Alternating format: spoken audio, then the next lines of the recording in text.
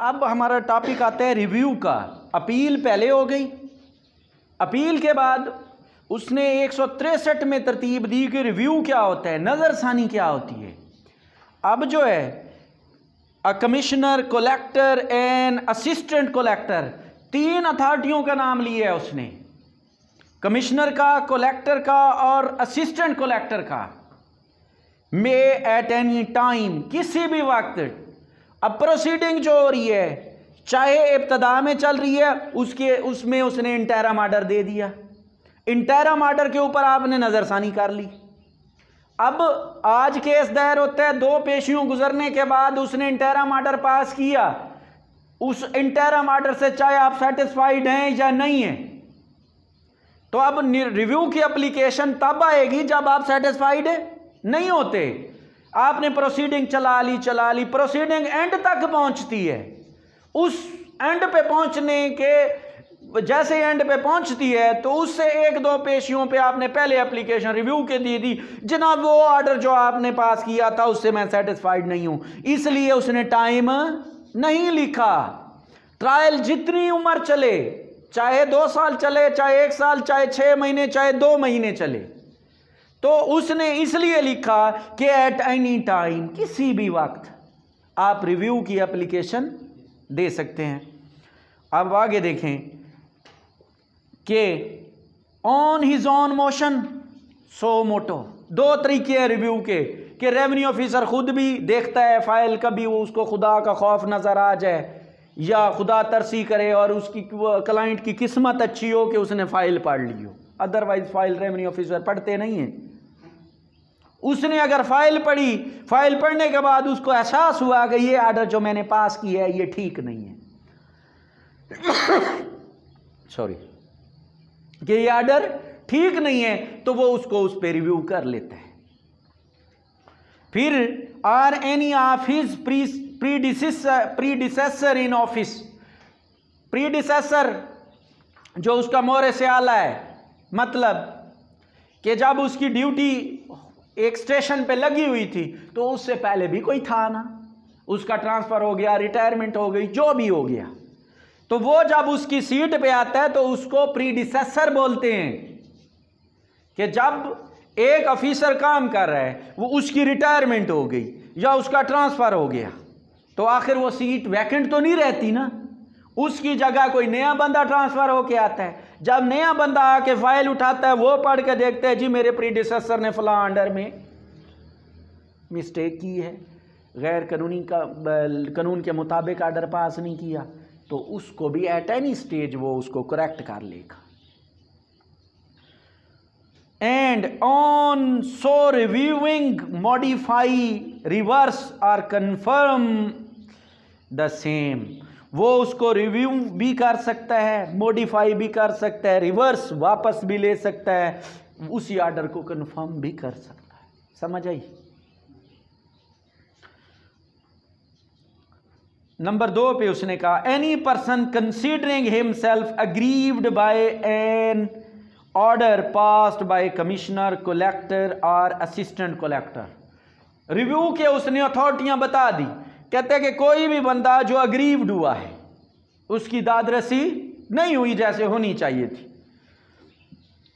कोई भी ऑर्डर जो पास करता है कमिश्नर, कलेक्टर और assistant collector, and who from the discovery of new evidence, new and important matter, तो पहला उसने ग्राउंड बता दिया रिव्यू का कि उस discovery of new and important matter, जब ये ऑर्डर पास हुआ था ये न्यू और इंपॉर्टेंट मैटर उस वक्त सामने नहीं थे, अब डिस्कवर हुए हैं, लिहाजा उस ऑर्डर को क्या किया जाए, रिव्यू किया जाए।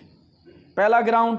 दूसरा, matter or evidence which after the exercise of diligence was not within his knowledge, या कि मैं अगर मुकम्मल समझदारी को भी मद्देनजर रखते हुए ये मैटर और एविडेंस मेरे नॉलेज में नहीं थी, और could not be produced by him, और इस एविडेंस और मैटर को मैं प्रोड्यूस भी नहीं कर सका at the time when the order was passed. जब ये ऑर्डर पास हुआ था, ये जो न्यू मैटर और न्यू एविडेंस अब सामने आई है, ये उस वक्त में पेश नहीं कर सकता।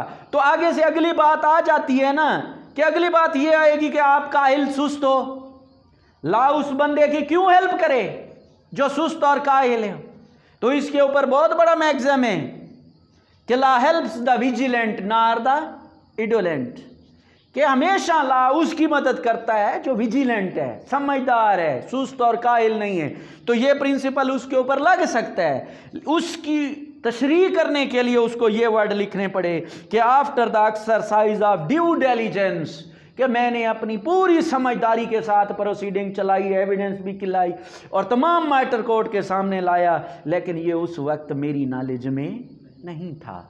मैंने फुल फ्लेज कोशिश की, या दूसरी पार्टी ने ऐसी एविडेंस और ऐसा मैटर मेरे से छुपा रखा था कि अगर ये मैटर और ये एविडेंस इसके हाथ में लग गई, ये कोर्ट में पेश कर गया, तो हम केस हार जाएंगे। समझ आ रही है? ये फर्स्ट ग्राउंड उसने रिव्यू का दिया। फिर कहते हैं आर, दूसरा ग्राउंड आ गया, or on account of some mistake और error apparent on the face of record. Apparent on face of the record के बिल्कुल 14वीं की चांद की तरह क्लियर, के एक चीज जो हमारे 3 अथॉरिटी थी, कमिश्नर, कलेक्टर और असिस्टेंट कलेक्टर, इन्होंने कोई ऑर्डर पास किया और उसमें एरर और मिस्टेक की, और apparent on the face of record है कि यहाँ पे यार एक आम आदमी भी उस ऑर्डर को चेक करे तो यहाँ पे 5 लिखा जाना था और उसने 50 लिख दिया, 1 सिफर का इजाफा कर दिया, या यहाँ पे 50 लिखना था और यहाँ पे क्या लिख दिया, 5 लिख दिया, 5 सिफर लिखना भूल गए। तो ऐसी मिस्टेक रिव्यू में आप ठीक करवाएंगे। Or for any other sufficient reason. और तीसरा ग्राउंड उसने बताया कि देखें, पहला ग्राउंड तो उसने बता दिया वेरी क्लियर कि discovery of new matter and evidence, कि उस वक्त जब यह ऑर्डर पास हुआ था मेरे नॉलेज में नहीं थे। एक ग्राउंड हो गया रिव्यू का। दूसरा ग्राउंड उसने क्या बताया कि ऐसा क्लेरिकल मिस्टेक और एरर जो on the face of record हो, उसके ऊपर भी आप रिव्यू एप्लीकेशन दे सकते हैं।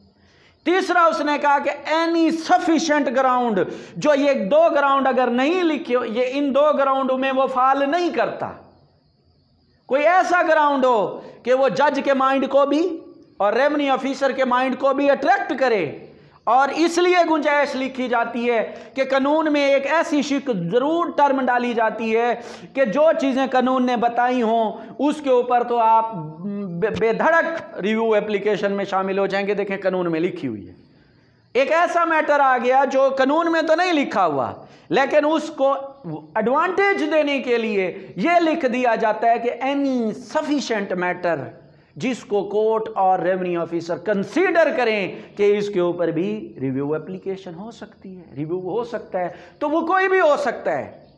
ये आप बीइंग वकील ये समझाएंगे कोर्ट को कि ये मैटर आप कंसीडर करें। ये जो तीसरा ग्राउंड उसने बताया हुआ है, इसमें फिट बैठता है कि on the face of record for any other sufficient reason, किसी और रीज़न की वजह से desire to obtain a review, ख्वाहिश रखता है कि मैं इस रिव्यू को हासिल करूँ of the order passed against him, जो मेरे खिलाफ पास हुआ पड़ा है, may apply for a review of the order to the commissioner, collector और असिस्टेंट। मैंने आपको पहले बता दिया था कि रिव्यू का मतलब क्या है, नज़र सानी, दूसरी नज़र। जैसे अगर एक बंदे की नज़र एक खूबसूरत लड़की पर पड़ जाती है तो वह पड़ी रहती है, दूसरी नज़र की गुंजाइश ही नहीं करता, क्योंकि डिफेंस ले लेते हैं कि अल्लाह ने हमें कहा हुआ है कि अगर पहली नज़र अचानक पड़ गई तो वो माफ़ी है, दूसरी नज़र डालेंगे तो गुनाह के दर्जे में आ जाएंगे। तो इधर क्या है कि आपने दूसरी नज़र डलवानी है कोर्ट को अपनी फाइल के ऊपर, अपने क्लाइंट के हक में, इन 3 ग्राउंडों के ऊपर। तो देखें रिव्यू 2 तरीक़ों से है। सो मोटो, आज खुद नोटिस ले लेता है कमिश्नर, या आप उसको एप्लीकेशन दें, और जब एप्लीकेशन देंगे तो 3 ग्राउंड आपके फिट बैठते हो, एज द केस में बी। और नजरसानी कौन डालेगा? उसी सेम कोर्ट में, आपने सुपीरियर कोर्ट में नहीं जाना इसके लिए। हम जाके कहें जी सुपीरियर कोर्ट में रिव्यू करें, नजरसानी करें, उसने कहा पहली नजर मैंने डाली नहीं है, आप दूसरी नजर मांग रहे हैं मेरे से। तो पहली नजर जिसने डाली है उसने ऑर्डर पास किया, जिसने ऑर्डर पास किया तो एप्लीकेशन भी वहीं जाएगी। एज द केस में बी एंड सच ऑफिसर, अब ये उस ऑफिसर की पावरें आ गई। नंबर 1 मॉडिफाई कर देगा रिव्यू एप्लीकेशन के ऊपर। नंबर 2 रिवर्स, कि उस ऑर्डर को बिल्कुल वापस कर देगा। नंबर 3 कंफर्म भी कहता नहीं तुम्हारे ग्राउंड मुझे फिट नहीं लगे, जो पहला ऑर्डर था वो ठीक था। Any order passed by himself और by any his predecessor in office, उस ऑर्डर के खिलाफ जिसके हमने अपील की, रिव्यू किया था, चाहे उसने खुद पास किया था या उसके प्रीडिसेसर ने पास किया था। फिर एक और शर्त आ गई, provided that an order passed by his predecessor in office, कि अगर उसका ऑर्डर किसने पास किया? प्रीडिसेसर ने, मोरे से आला ने पास किया था। Shall not be reviewed under sub section 1 और sub section 2 by the commissioner without first obtaining the sanction of the board of revenue. तो अब एक शिक उसने लगा दी कि कमिश्नर बैठा अपनी सीट के ऊपर, उसने ऑर्डर पास किया, ऑर्डर प्रोसीडिंग चल रही थी, थोड़े दिनों बाद उसका ट्रांसफ़र हो गया या उसकी डेथ हो गई या रिटायरमेंट डेट आ गई, सीट तो छोड़नी पड़ेगी, तो उसकी जगह पे एक और कमिश्नर आ गया। अब उसका क्लाइंट मैं निकला, मैंने उसको कहा कि ये जो आपका प्रीडिसेसर ऑर्डर कोर्ट थी, जो प्रीडिसेसर आपके ऑफिसर थे, उन्होंने ये ऑर्डर पास किया, ये मैं उसके ऊपर रिव्यू एप्लीकेशन दायर कर रहा हूँ। तो वो कमिश्नर कहेगा कि मैं इसको अभी इंटरटेन नहीं कर सकता, पहले आप बोर्ड ऑफ रेवेन्यू से क्या लें? परमिशन, क्योंकि ये ऑर्डर मेरा पास शुदा नहीं है। अगर हिमसेल्फ में होता तो मेरा होता तो मैं आराम से ले लेता। तो अगर बोर्ड ऑफ रेवेन्यू आपको इजाज़त देता है तो आप रिव्यू करवा लें, वहाँ से परमिशन लें, फिर मैं इसको एंटरटेन कर लेता हूँ। जी बिल्कुल। फिर कहते हैं कि commissioner without first obtaining the sanction of the board of revenue, या फिर कहते हैं कि कमिश्नर जो है बगैर पहले सैंक्शन लिए बोर्ड ऑफ रेवेन्यू के, फिर भी वो उसको समाप्त कर सकता है, लेकिन रीज़न टू बी रिकॉर्डेड करेगा। Collector without first obtaining the sanction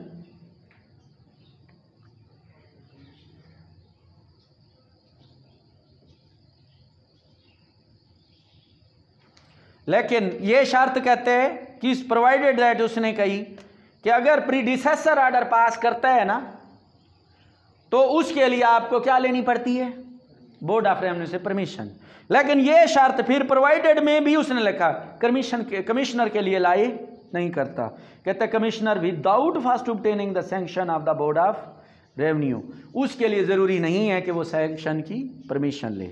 फिर बारी आ गई कलेक्टर की, without first obtaining the sanction of the commissioner and no order shall be reviewed.